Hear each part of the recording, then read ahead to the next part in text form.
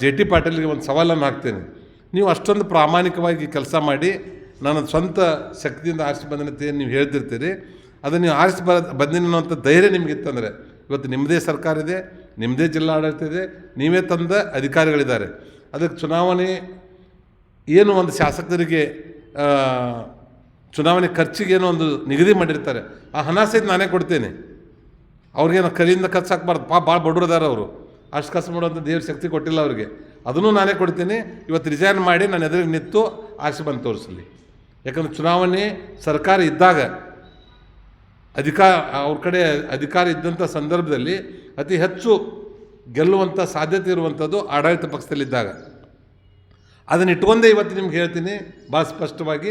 ಇವತ್ತು ನೀವು ರಾಜೀನಾಮೆ ಕೊಟ್ಟು ಇವತ್ತು ನೀವು ಹೊರಗಡೆ ಬನ್ನಿ, ಇಲೆಕ್ಷನ್ನಲ್ಲಿ.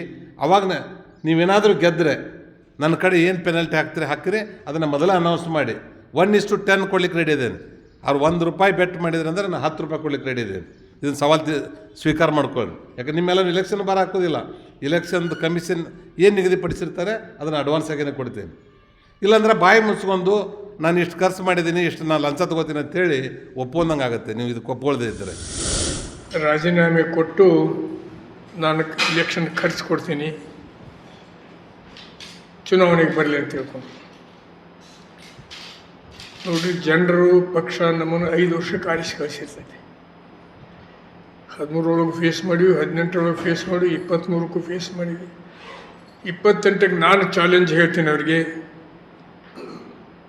ನಿಮ್ಮಲ್ಲಿ ನಿಜವಾದ ಪ್ರಾಮಾಣಿಕ ಚುನಾವಣೆ ಮಾಡೋದಿತ್ತಂದ್ರೆ ಇಬ್ಬರು ಕೂಡ ನಾನು ನಿಲ್ಲಬಾರ್ದು.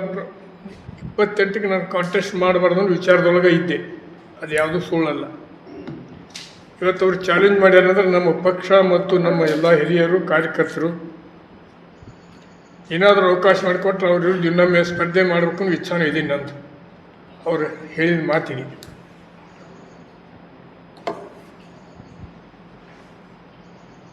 ಅದಕ್ಕೆ ಒಂದು ನಾನು ಅವರಿಗೆ ಚಾಲೆಂಜ್ ಹಾಕ್ತೀನಿ, ಇಬ್ಬರು ಕೂಡ ನಾಮಿನೇಷನ್ ಮಾಡಿ ಬೆಳಿಗ್ಗೆ ಸಿದ್ದೇಶ್ವರ ಗುಡಿಯೊಳಗೆ ಆನೆ ಮಾಡಿ